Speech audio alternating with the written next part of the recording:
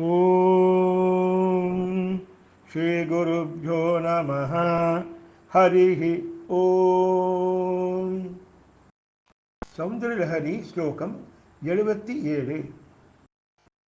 யதே தற்காலிந்தி தனுதர தரங்காகிருதி சிவே கிருஷே மத்யே கிஞ்சித் ஜனனி தவ யத்பாதி சுதியாம் விமர்தாதன்யோன்யம் குசகலசயோரந்தரகதம் தனூபூதம் வ்யோம பவிஷதிவ நாபிம் குஹரிணீம். ஓம் குரு பிரம்மா குருர்விஷ்ணு குருர்தேவோ மகேஸ்வரः குரு சாட்சாத் பரபிரம்ம தஸ்மை ஸ்ரீ சத்குரவே நமः. குரவே சர்வலோகானாம் பிஷஜே பவரோஹீனாம் நிதயே சர்வவித்யானாம் ஸ்ரீ தட்சிணாமூர்த்தயே நமः.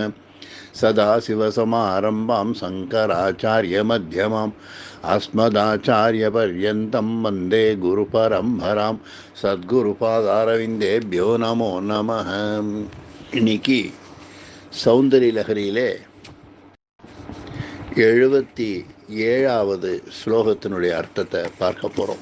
எதே தத்தாலிந்தி தனுதர தரங்கா கிருதி சிவே அப்படின்னு ஆரம்பிக்கக்கூடிய ஸ்லோகம்.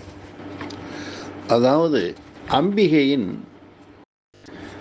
மெலிந்த இடையின் மேற்புறத்தில்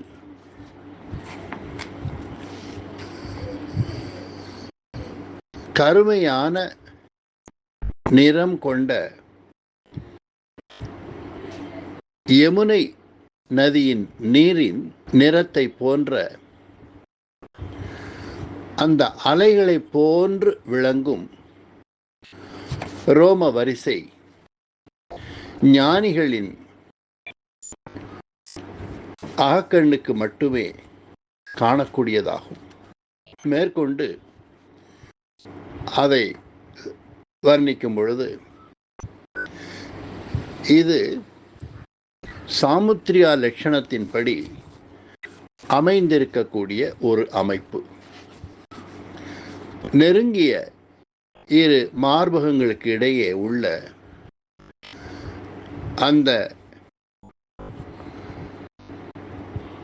ரோம வரிசையானது நீல வண்ண வெளியானது நசுக்கப்பட்டதால் மெல்லிய கோடாக நழுவி கீழே குகை போன்ற நாபியில் புகுந்து மறைவது போன்று தோன்றுவதாக சொல்கின்றார். இந்த மாதிரி அம்பிகையை தியானிப்பவர்களுக்கு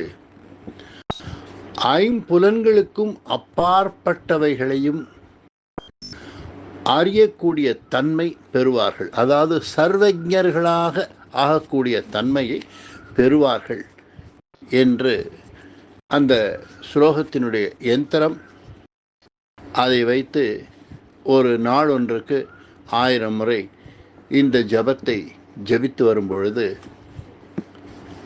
அது போன்ற அந்த சர்வஜ தன்மை என்பது கிடைக்கும் என்று சொல்லப்பட்டிருக்கிறது. சௌந்தரிய லஹரி முழுவதுமே 100 ஸ்லோகங்களுக்கும் 100 விதமான யந்திரங்கள் இருக்கின்றது. ஒவ்வொரு யந்திரத்தையும்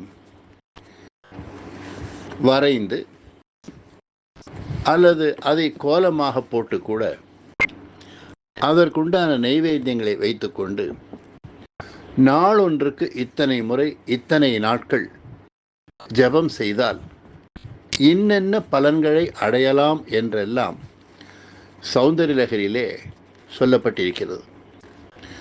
சௌந்தரிய லஹரியே ஒரு மிகப்பெரிய மந்திர சாஸ்திரமாகும்.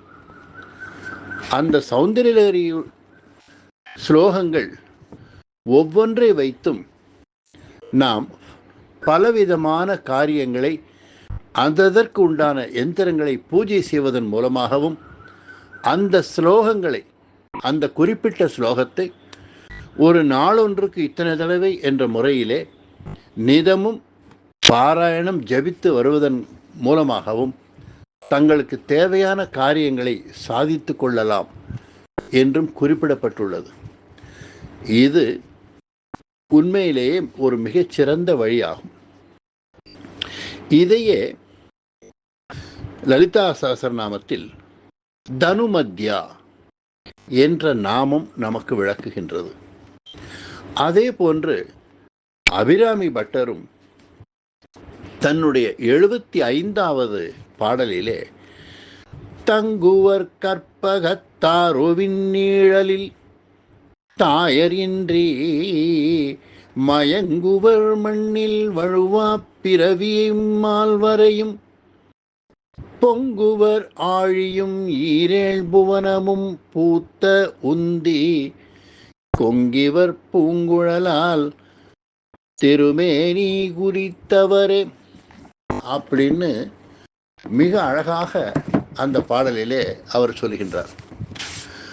அதாவது தங்குவர் கற்பகத் தருவின் நீழலில் தாயர் இன்றி, அதாவது இந்த பாட்டில்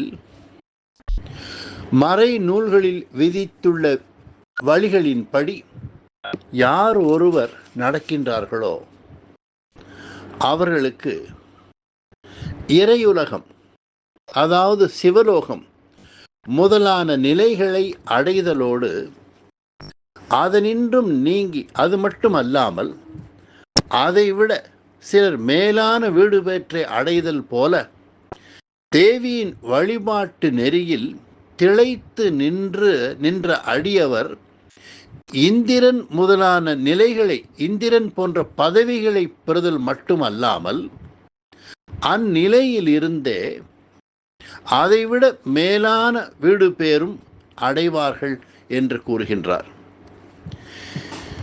எண் மலைகளையும் 7 கடல்களையும் 14 புவனங்களையும் ஈன்றெடுத்த திருவயிற்றையும் மனம் மிகும் மலர் சூடிய கூந்தலையும் பெற்ற அபிராமியின் அழகிய ஒளிமிகும் திருமேனியை தியானிப்போர் அமர பதவியை பெற்று கற்பகத் தருவின் குளிர்ந்த நிழலில் தங்கி இன்புற்று வாழ்வர் என்று கூறுகின்றார்.